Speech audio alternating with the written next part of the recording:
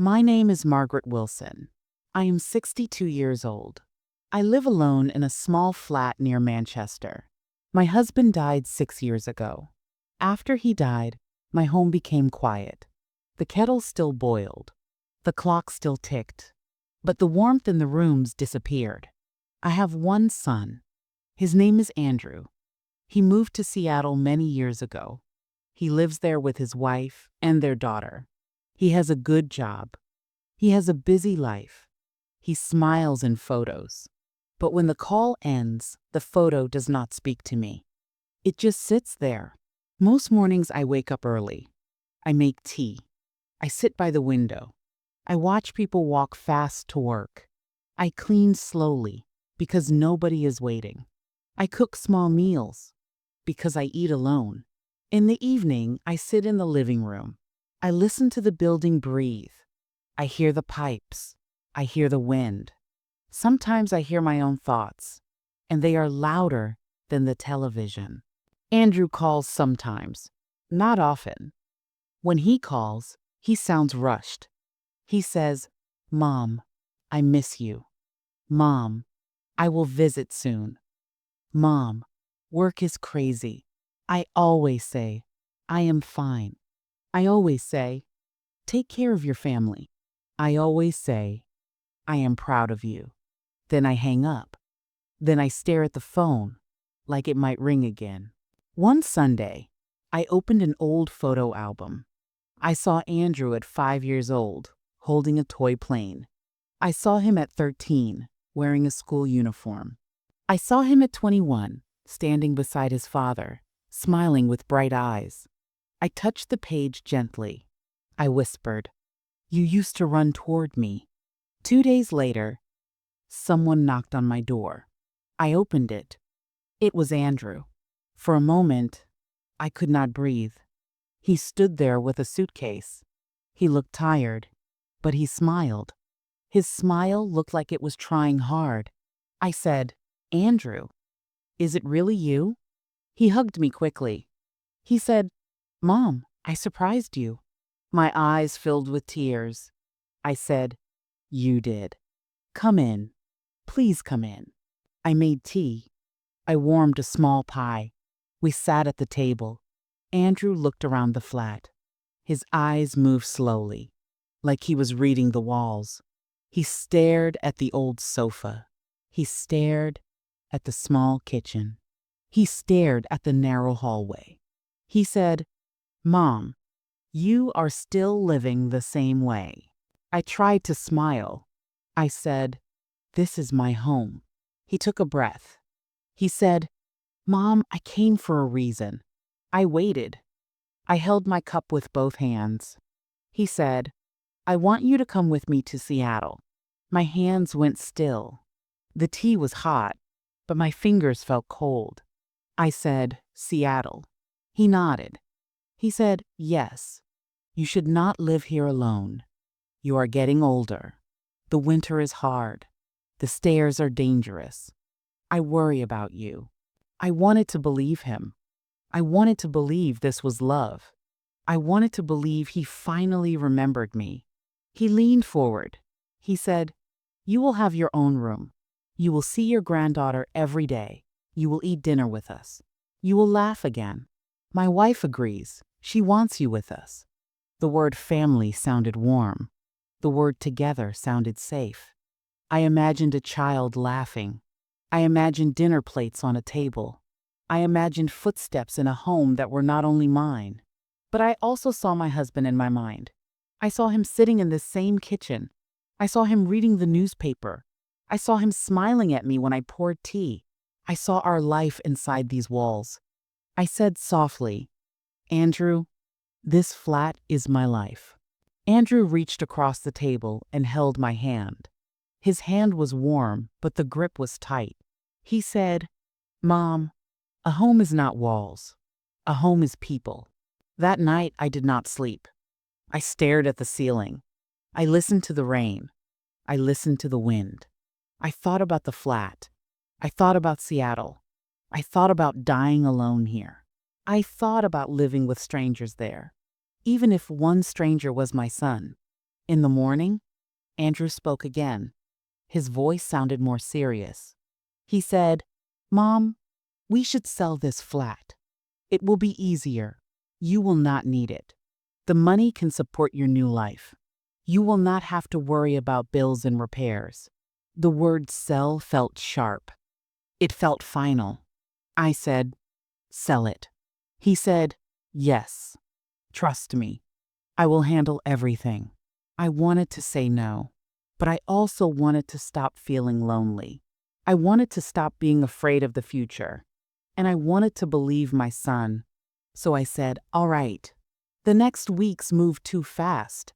A real estate agent came. Strangers walked through my rooms. They opened doors. They looked into corners. They talked about price. They talked about value. They talked as if my memories were not real. Andrew made calls. He signed papers. He spoke with confidence. I watched him, and I felt proud. Then I felt small. It was strange. He was my child, but he was leading my life now. I packed my life into 2 suitcases. I folded my clothes slowly. I wrapped my husband's watch carefully. I put family photos into a small box. I stood in the bedroom and looked at the empty shelves. I whispered, "Forgive me." The day the flat sold, I held the keys in my palm one last time. Andrew said, "Mom, do not worry. You will be happier soon." I nodded, but my stomach felt hollow. The day of the flight arrived. We went to the airport in London. It was crowded. It was loud. People moved in waves. Wheels rolled across the floor. A voice called out flight numbers. The smell of coffee floated in the air. Andrew walked quickly. I followed slowly. My suitcases felt heavier than they should.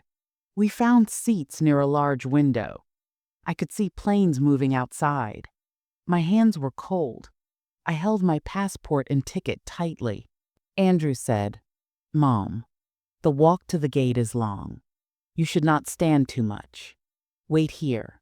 I will bring a wheelchair. I will be back in 5 minutes." I said, "A wheelchair." He smiled. He said, "Yes, I will be back soon." He walked away. I sat on the chair. I watched people pass. I stared at the big doors again and again. I held my small box of photos like it was my heart. 5 minutes passed. 10 minutes passed. I told myself, he is in a line. 15 minutes passed. I looked at every face. None was my son. 30 minutes passed. My heart began to beat faster. My mouth felt dry. I stood up slowly. My legs felt weak. I sat down again. 45 minutes passed. My fingers trembled. My eyes burned. 1 hour passed. Andrew did not return. I whispered, "He would not leave me. He is my son." He promised. A security officer approached me. He was a calm man, maybe in his 40s. His badge said, "Daniel Reed." He said, "Ma'am, are you waiting for someone?" I said, "Yes, my son. He went to bring a wheelchair. We are flying to Seattle." Daniel asked for Andrew's phone number. I gave it to him. He called. No answer. He asked, "Do you have a photo?" I opened my wallet with shaking hands. I showed him a family photo. Andrew, his wife, and their daughter. Daniel nodded slowly. He said, "Please stay here. I will check the gate area." I said, "Thank you." I waited again. My mind became a storm. I remembered Andrew's hug. I remembered his words, "A home is people." I remembered the keys I gave away. I remembered the flat that was no longer mine. After a long time, Daniel returned. His face was serious. He sat beside me. He said softly, "Ma'am, I need you to stay calm." My chest tightened. He said, "Your son did not board your flight with you. He is not at the gate." I froze. I said, "What do you mean?" Daniel looked down, then up again. He said, there was an incident near the pharmacy area. A man collapsed. Medical staff came. Security was called. I believe it may be your son. For a moment, I did not understand his words. I said, collapsed. Daniel nodded. He said, please come with me. I stood up quickly. My head spun. I grabbed my suitcases, then I dropped the handle. Daniel held my arm. He guided me. We walked through the airport. My breath was short. My heart was loud. I thought of my son on the floor. I thought of him dying while I sat on a chair waiting. We reached a small medical room. A nurse stood outside. She spoke to Daniel. Daniel spoke back. Then he turned to me. He said, your son is alive. He's being taken to hospital. He asked for you. My knees felt weak. I whispered, thank you. A few minutes later, an ambulance took Andrew away. Daniel stayed with me. He helped carry my bags. He called someone on the phone. He asked for an address, for paperwork, for help. He said, I can take you to the hospital now, but you also need a plan for tonight, in case it takes time. I said, I have no home. I sold my flat. Daniel's eyes softened. He said, then you will not be alone tonight. My wife is kind. Her name is Claire. We live not far from here. You can rest, and then we will go to the hospital. I wanted to say no. I did not want to be a burden, but I was tired, and I was afraid. So I nodded. That evening, Daniel took me to his home. Claire opened the door. She had gentle eyes. She spoke softly. She said, hello. Please come in. The house smelled like soup. A warm light filled the hallway. Claire placed food on the table. Daniel poured tea. They spoke to me as if I mattered. I ate slowly. My hands still trembled. My thoughts were still at the hospital. Daniel said, we will go soon. He is stable. The doctor will speak to us. In the car, on the way to the hospital, my mind kept repeating one thing. Andrew did not leave me. Andrew did not leave me. At the hospital, we waited under bright lights. A doctor came out. He looked tired, but calm. He said, Andrew is stable. He had chest pain and difficulty breathing. He fainted. It may be stress, dehydration, and a heart rhythm problem. We are running tests. We will keep him overnight. I felt air return to my lungs. I nodded again and again, like my body was thanking the doctor. Later, I saw Andrew in a hospital bed. He looked pale. His eyes opened slowly. He whispered, Mom. I held his hand. I said, I am here. I am here. Tears fell down my face. I did not try to stop them. Andrew swallowed. He said, I was going to bring the wheelchair. I went to the pharmacy to buy your medicine, the one you take at night. I remembered you forgot it last week. I wanted you to feel safe on the flight. Then my chest hurt. My vision went dark. Then I heard voices. Then I woke up here. I pressed his hand gently. I said, You scared me. He looked at me with pain in his eyes. He said, I am sorry, Mom. I did not want you to sit alone. I wanted to do everything right. I wanted to fix the past. I wanted to be a better son. His voice shook. He closed his eyes for a moment.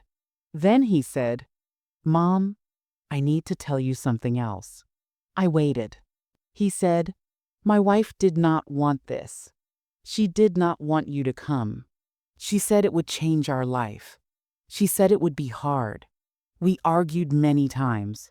I told her, You are my mother. She said, Choose. I felt trapped. My stomach turned. Andrew continued, slowly. He said, I came to England because I could not live with that guilt. I missed you. I missed Dad. I felt ashamed. I wanted to bring you to Seattle, not because it was easy, but because it was right. I whispered, Then why did you push me to sell my flat so fast? He looked away. He said, because I was afraid you would change your mind. And I was afraid my wife would win. I was afraid of failing again. I stared at him. I felt love, anger, fear, and sadness all at once. My heart was a tangled knot. I said, Andrew, you cannot fix loneliness with pressure. He nodded slowly. He said, I know. The next morning, Andrew's wife called. Andrew spoke to her quietly. Then, he ended the call and stared at the wall. I asked, what did she say? Andrew said, she said she is done. She said if I bring you, she will not stay. She said I chose you over her. Silence filled the room. I did not feel happy about that. I did not feel like I won. I felt like a family was breaking, and it was breaking loudly. I said softly, Andrew, I never wanted to destroy your life. Andrew looked at me. He said, you are not destroying my life. I am facing my choices. I made mistakes for years. I thought money could replace time. I thought gifts could replace visits. I thought promises could replace action. I was wrong. When Andrew was discharged, Daniel helped us again. Daniel drove us back. Claire cooked soup again. They offered a spare room. They offered kindness without questions. That night, Andrew sat at the table with me. He said, Mom, we need a new plan. Not a rushed plan. Not a plan made from guilt. A real plan. He said, we can pause Seattle. We can focus on your safety here first. We can find you a new place near Manchester. We can set up support. We can rebuild. I said, I do not want to be a burden. Andrew looked at me and said, you are my mother. You are not a burden. You are part of my life. I should have understood that long ago. Over the next weeks, Andrew stayed in England. He met with a solicitor about the flat sale. He helped me open a new account for the money. He helped me find a small, safe home near my old neighborhood. Not the same flat, but a place that felt calm. Daniel helped too. Claire helped too. They became part of the story, like a gentle light that appeared when the world got dark. One afternoon, Andrew took me to see the new place.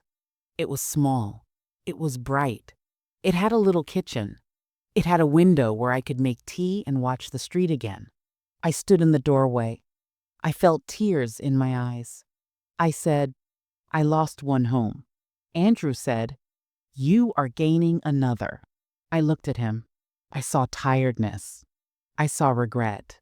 I also saw love. A real kind of love. The kind that shows up. Not only the kind that speaks. Months passed. Andrew's life changed. He made hard choices. He began therapy. He started rebuilding his health. He started rebuilding his courage. He called me every day, not once a month. Sometimes the call was short. Sometimes we said nothing important. But he called, and that mattered. When winter came, I was not alone the same way. My new home felt safe. I had neighbors nearby. I had Daniel and Claire. And I had my son in a way I did not have before. Now, when I make tea in the morning, I still miss my husband. I still miss the old days. But I also feel something new. I feel that life can change, even late. I feel that people can wake up. I feel that a promise can become real when it is followed by action. I am telling you this story for one reason. Do not wait. Do not let love become a voice message. Do not let family become a photo. If you miss someone, call them. If you love someone, show up. If you made mistakes, face them. Fix what you can. Because time does not stop. And neither does regret. My name is Margaret Wilson. I was left alone at an airport, but not because my son forgot me. He collapsed while trying to care for me. That pain changed everything. It turned promises into actions. It turned distance into presence. It turns silence into a voice that finally returns. What would you do if you were in my place? Tell me in the comments. If this story touched your heart, like the video, subscribe, and share it with someone who needs it.